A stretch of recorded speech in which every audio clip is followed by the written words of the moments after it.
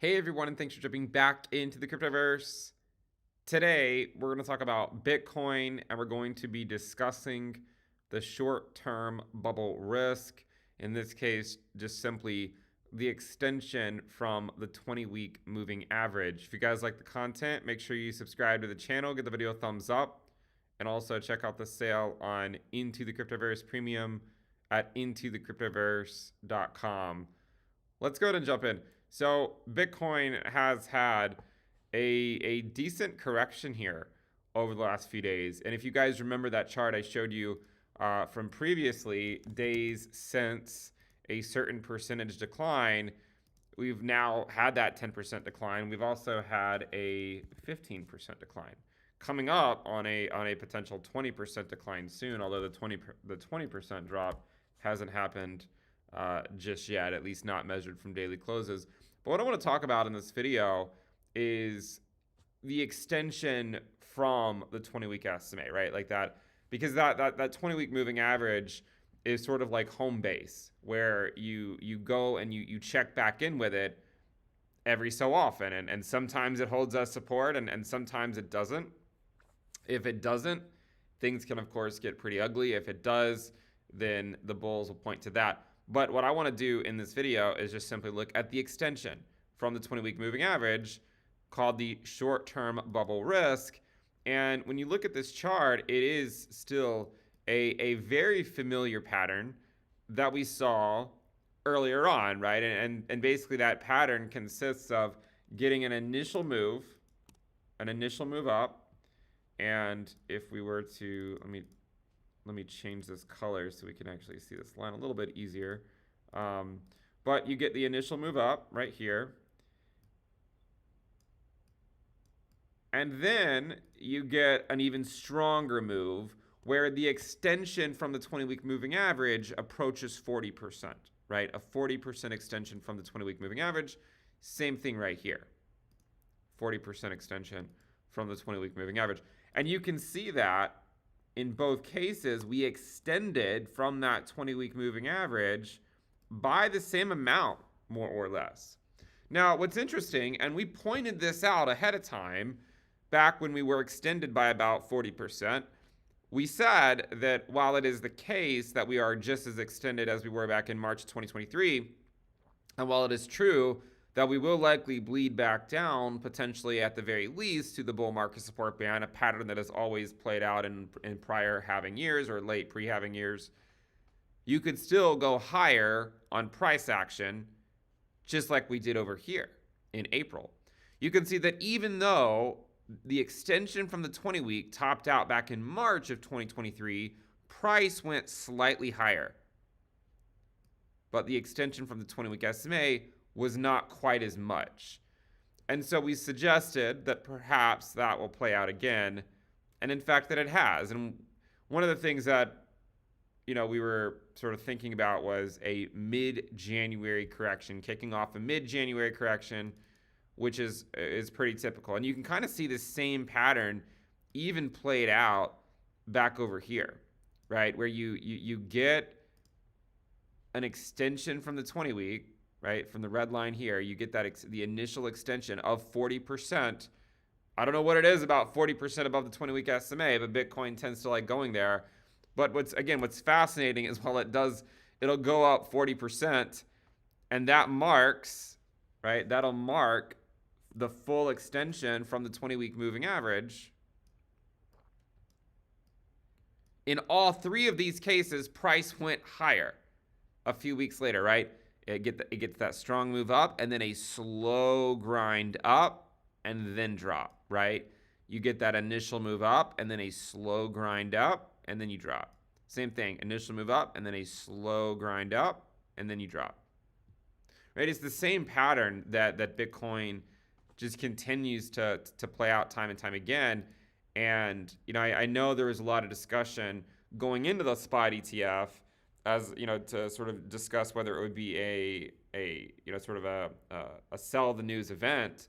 And we were looking at the extension from the 20-week SMA and saying, look guys, we are pretty extended here. We will likely go back and cool off some, and just simply looking at the fact that it's not that unusual for us to, to go back and cool off in Q1 of the halving year, right? And it's something that, sorry, I meant to draw right there. It's something that has happened time and time again, and maybe that pattern will simply continue. But there's one move right there where it did it, again right here, and then again right here. Now, in 2 of these cases, we held out support, but in Exhibit C, we did not. Now, another way to view this is to take the natural log of the price over the 20-week moving average. Now, if you look at it like this, what you notice, you draw a line across the page, and sure enough, the last 3 highs, the last 3 tops that at least marked a local top for a while occurred around the time that the extension from the 20-week, reached this level.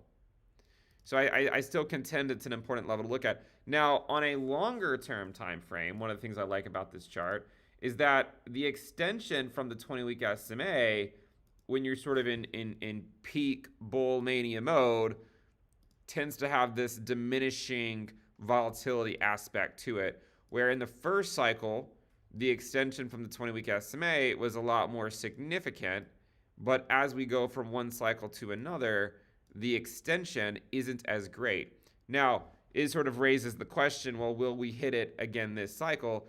It's possible, but you can see that in 2019, sort of a mid-cycle top type value, we did not hit it, right? I mean, we got somewhat close, but we didn't even hit it. And in fact, that extension is well above where we even currently are, right? So, it's hard to say, of course, but I mean, you can see that the peak extensions, when they are hit, tend to correspond to much more significant tops, like sort of like all-time high tops for a long time. So that's something ultimately to be aware of. And again, I think it sort of raises the question, well, is this top here sort of like or is this one here a mid-cycle top, if you will? Now, I'll let you guys in on a little secret. I mean, I think the idea of calling things like a mid-cycle top and all that stuff is to some degree not that useful, right? I mean, the market is going to do whatever the market's going to do, and to suggest a sort of like a mid-cycle top or something implies a lot about the future, when the future is, of course, completely unknown. So to call it something like that, I think is a little bit presumptuous, but I think by calling it that, it will allow people to, to sort of relate to what I'm talking about a little bit easier.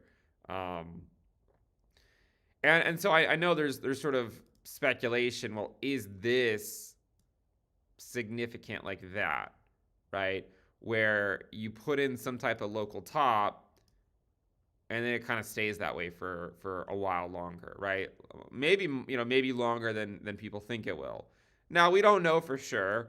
One thing to sort of point out is that when we got this top here, it occurred about 1 month before the first rate cut. And as of right now, the first rate cut is potentially not until May. It could still come in March, by the way, but potentially not until May. And so there's still a little bit of room there, especially with the Bitcoin halving coming up.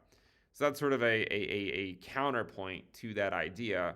But I think another way to look at this is to look at it through the lens of, we could look at it through the lens of other markets and think about it like that. If you don't, one potential way to look at it through the lens of another market is pull up the NASDAQ. Right? So if you were to pull up the NASDAQ and overlay it onto the Bitcoin chart, one of the things you might notice is kind of interesting. It's kind of interesting that the market works like this, or at least it worked like this during the last cycle. But so the white line here is the NASDAQ, and Bitcoin is up above. But what you'll notice is that when the NASDAQ durably took out, right, the prior highs, sort of flirted with it here, and then on the second move above to new highs, that actually marked the local top for Bitcoin back in 2019. And so it is curious that once again you kind of have like sort of like a similar pattern playing out where you get your first attempt by the Nasdaq to get above it, it fails, and then the second attempt basically corresponding to a significant high for Bitcoin, you know? And so I do have to wonder. I mean, look, these markets are all about chasing narratives, right? And on one hand, you have tech stocks. They've like Nvidia and some other ones. They're making very significant moves in a very short period of time. So people are just sort of chasing the next shiny thing, essentially. So that could explain why when the Nasdaq broke out last cycle, people just started chasing that, which kind of left Bitcoin to sort of slowly fade.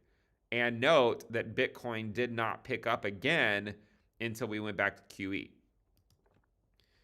So that's sort of one view of it. You could look at a number of other things. You could look at like the fear and greed index and say, well, if you look at like the raw values here, I mean, we only went up to a fear and greed index of 76, which back in 2019 we certainly went higher. But a counterpoint to that is that while we went higher in 2019, we actually spent a lot more time at these levels here. If you were to take, say, like a 30-day EMA of this, you can see that they basically went to the same level. If you were to look at say, the social risk basically went up to like 0.3 risk, which is basically where it went up to over here. So, I mean, again, like there's sort of evidence that you could look to support both views, but I do think it's worthwhile to talk about these risks. In 2019, I don't really think there were many people prepared for that move to begin with, and then when it topped out, I don't really think a lot of people were prepared for that either. It just sort of happened, and then before you knew it, we went down for 9 months straight. So I do think, I do think there's at least reasons to try to learn something from the past, acknowledging that the past does not always play out in the same exact way. We've also, we are in that window, of course, where Bitcoin gets these drops anyways. Oftentimes, when you break out from a level as significant as that, it's very common sort of go back and test that level at some point. So I think it's kind of too soon to know, which path it's ultimately going to take. I mean, I could come up with 1,000 different charts to tell you 1,000 different things, right? But in terms of things like having year to date ROI 2024, I mean, averaging out all prior election years, it often sort of fades early on, right? And so I think at this point, it really is hard to say. I mean, at this point it's still following, what happened in 2016, right? So there's definitely two different schools of thought right now, with how Bitcoin is playing out. There's a lot of people that view it through the lens of 2016, and are looking at market structure like that, right? Building up something, breaking out, and then sort of back testing it, and then just continuing to do that. I know a lot of people are looking at it like that, which again, I mean, I think that has some merit, especially considering that in January, February of the halving year, we go check in with the bull market support band. Sometimes it holds that support, sometimes it doesn't. And so, I mean, I think the reaction will be important. I do. If it does not hold, then you still have, this level here, and then the 100-week moving average. The 100-week SMA is important because, after this local high here from 2019, which occurred just before rate cuts, we went back to the 100-week moving average, right? And we actually held it as support in the short term. Of course, we collapsed later on with a hard landing with the pandemic. And then the cycle before that, we also went to the 100-week SMA. This cycle, the 100-week SMA corresponded to the 20-week SMA when we visited it. Here it did not, right? So here we actually fell below it, and we went to the 100-week SMA. Today, the 100-week SMA is also below the bull market support band. It's actually all the way down to around 28K. Believe it or not, I mean, Bitcoin could drop to the high 20s, and it would still be within the realm of historical norms at this phase of the cycle, right? It would still, it would basically be this same sort of move, right? You can imagine if you were to take some type of a bar pattern from that wick and then just sort of overlay that, right? Overlaying that wick, going back to the 100-week SMA is still within the realm of what would be considered normal, okay? And again, I don't really think a lot of people here are debating that so much as, is there a soft landing or is there a hard landing? I think that's what people are more concerned about. I imagine there's a lot of people out there that would, have no problem if Bitcoin pulled back to 35K or if it pulled back to 30K or even the high 20s. I think a lot of people would be absolutely fine with that. What I think more people are curious about is how does the sort of the business cycle eventually play out, right? How does the business cycle play out? Does the Fed achieve a soft landing or do they not? One thing to remember is that no matter what happens, soft landings are typically that's what gets priced in first, right? The path to a hard landing is going through thinking you get a soft landing. There are cases in history where you do get a soft landing. 1967 is an example.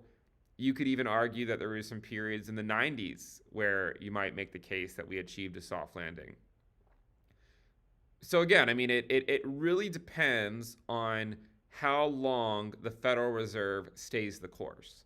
And I think there's a lot of people that claim to know the answer to a lot of these questions, but the reality is that a lot of it is really just dependent on how aggressive the Fed is.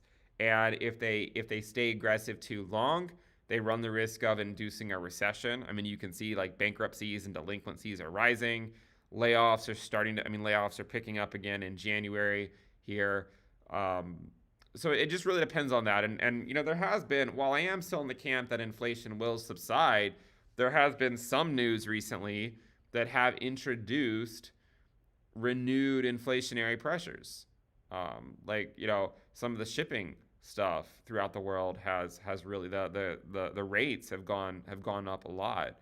So I think the concern is that the Fed is sort of strapped right now, right? I'm sure they would love to cut, given that there are companies, that are losing a lot of business. A lot of small businesses are getting hurt a lot more than I think a lot of the larger businesses are.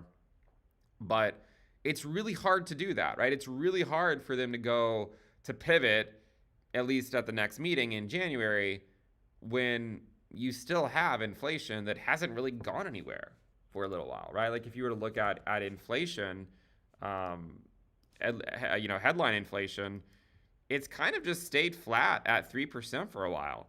And, the issue with it, just sort of hanging out at 3%, is that if you were to go back to the 1970s, you can see that after this first peak, it came down and bottomed out around 3%, right? Around 3%.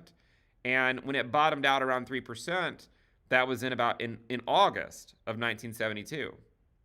And what you'll notice is that, the Fed, they did, basically monetary policy was not held at a restrictive level long enough to really squash inflation. And look what happened. We got a second wave. And look what happened when we got that second wave. The S&P, it went up a little bit more and then it crashed, right? So, I think it's relevant to think about that.